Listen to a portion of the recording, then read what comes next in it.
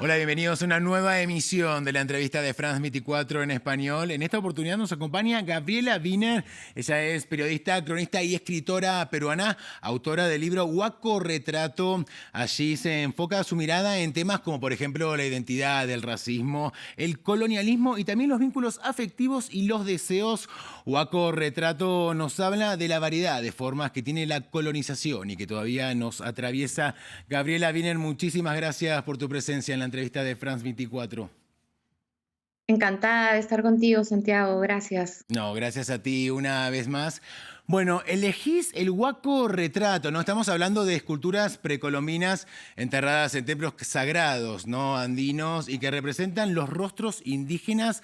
La protagonista que lleva tu mismo nombre se mira en esos huacos exhibidos en un museos europeos, ¿no? Y que fueron saqueados de su Perú natal precisamente por sus antepasados europeos. ¿Qué viste, Gabriela, en esos retratos y qué se disparó en ti?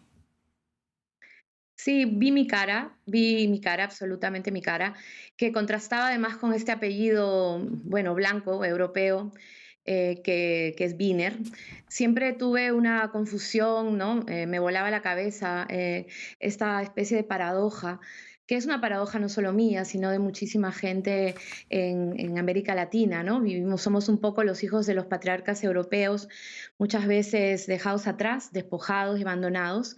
Y de alguna manera me quise preguntar por ese personaje que había sido siempre el patriarca em, de mi familia, un historiador con cierto reconocimiento que había casi estado a punto de llegar a Machu Picchu, como saben, una de las maravillas del mundo, pero además tenía pues un lado bastante oscuro, ¿no? Se había llevado casi 5.000 piezas, estos huacos, a un museo en París, de hecho, para exponerlo en la Gran Exposición Universal y había sido condecorado por Francia, una de las grandes potencias europeas a fines del siglo XIX. Él realmente tuvo esta misión política, ¿no? De afianzar ese supremacismo a través de la riqueza cultural y el patrimonio de un país saqueado. Yo creo que debo ser la primera persona que le llama saqueador a Charles Wiener, que además, bueno, es mi presunto antepasado tatarabuelo. Sí, de hecho, cuando uno busca información sobre Charles Wiener, no sé, en Google, en las redes, encuentra que fue un explorador, no encuentra nada de respecto de este saqueo que llevó a cabo. ¿A qué te enfrentaste al ir conociendo la historia de Charles? Bueno, primero algo muy personal. Yo ya soy también una migrante en España, que vengo del Perú, de una ex colonia. Realmente estoy muy familiarizada ahora mismo con los nuevos estadios del colonialismo. Para mí, enfrentar la lectura de su libro, evidentemente de un hombre de su época, pero profundamente vejatorio con mi cultura, con un lenguaje racista, y además una manera de entender, digamos, al otro, muy actual, muy contemporánea, desde ese lugar de paternalista, ¿no? Y convirtiendo al otro en producto de su proyecto o de sus ansias civilizatorias, que me sonaba muy familiar en mi contexto español. Él además era alguien que se quería blanquear, él era un judío migrante en Francia que se estaba convirtiendo al catolicismo, se cambió de nombre y fue enviado por el gobierno francés precisamente para hacer ese trabajo. De esta manera él se blanqueó, de esta manera él rehuyó los peligros y la violencia que también por su condición de judío a las que estaba expuesta. Él, de alguna manera, hay un espejo bien tremendo en el que se mira la protagonista de Huaco Retrato, porque es este hombre de alguna manera también frágil, que se convierte en alguien con poder, condecorado y valioso precisamente por saquear, por dejar atrás y llevarse para exponer, ¿no? Todas esas piezas y todos esos vestigios. Verme, digamos, como heredera de ese personaje era fuerte para mí, sobre todo en un contexto antirracista, y quise hacer una novela, contar una historia en la que el expuesto sea él. En esas vitrinas donde se estaban exponiendo los guacos retratos, creo que se expone también nuestra identidad perdida, que nunca fue devuelta, además. Me Gabriela, interesaba hablabas de contar esos todo eso. espejos en los que te has visto reflejada y precisamente allí apunta mi próxima pregunta, porque la experiencia de la narradora es la de vivir en los cruces, ¿no? En las fronteras donde mucho se mezcla y entra aquí, por supuesto, el tema de su identidad. Hablas de una cara de Guaco y el apellido europeo Wiener. ¿Qué identidad se forja, Gabriela, en este cruce, en esos espejos tan disímiles, ¿no? En los que uno se ve reflejado. Bueno, nos han contado siempre que es una identidad mestiza, lo mestizo, como dice María Galindo, la feminista boliviana, como un elemento pacificador, cuando en realidad es una memoria del conflicto, de lo que allí ocurrió. Es más apropiado llamarnos bastardas o dudosas. Es verdad que las personas marrones no podemos ir ni dos generaciones atrás sin perdernos, ¿no? Sin encontrar fantasmas, sin encontrar precisamente esa arena desenterrada o estos cuerpos, ¿no? De repente saqueados, que han perdido completamente su contexto.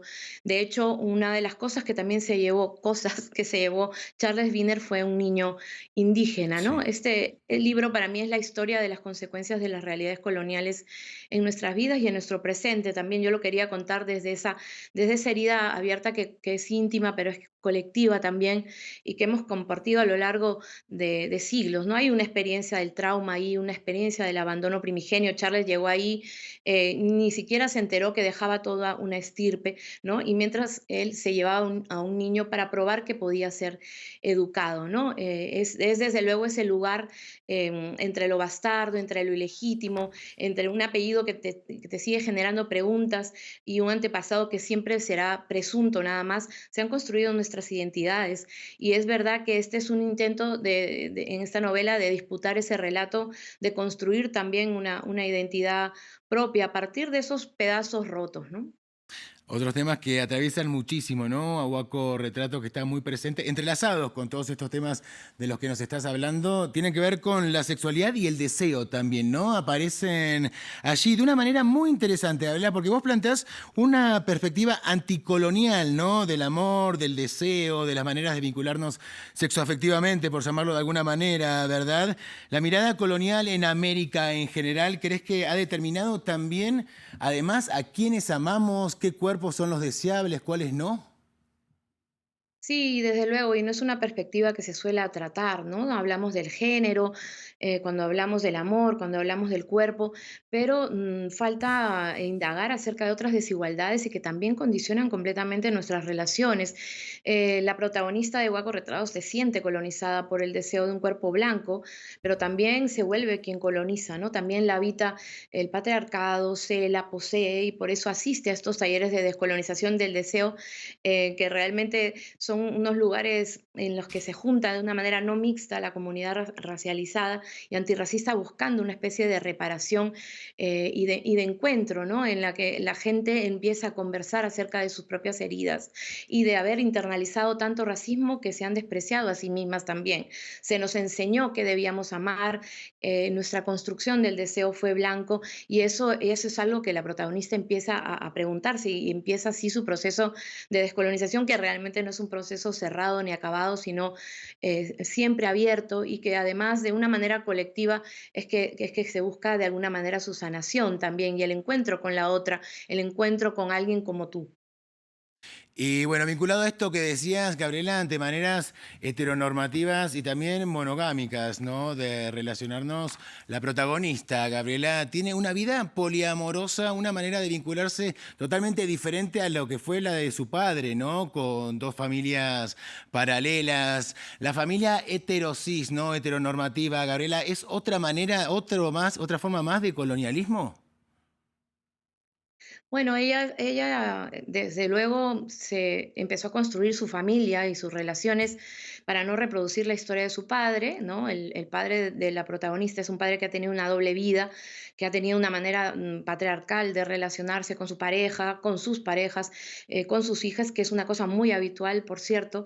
En nuestros hogares siempre aparecen estos hijos ilegítimos por todos lados, las otras mujeres que viven en unas condiciones de marginalidad y ella no quiere eso, ¿no? Ella quiere realmente asumirse y confrontar de una manera, encuentra, ¿no? De alguna manera encuentra en la no monogamia ese lugar, pero también siente que allí, ¿no? En esa cosa tan, digamos, normada del poliamor y sus reglamentos y sus acuerdos, hay una parte que está oprimida, que es parte de su identidad, su latinidad, su manera de sentir el amor, de sentir los celos, de sentir su sexualidad y que la ha vulnerabilizado también, porque precisamente eso es lo que no estamos teniendo en cuenta, que llegamos a nuestras relaciones habiendo soportado muchas violencias, sí, patriarcales, pero también violencias racistas, de exclusión de nuestros cuerpos, y eso nos pone en una situación de desigualdad. No podemos ser todas tan libres y tan poliamorosas con las mochilas y las heridas que vamos cargando en nuestra vida. Es por eso que ella de repente empieza también a cuestionar su propia condición de poliamorosa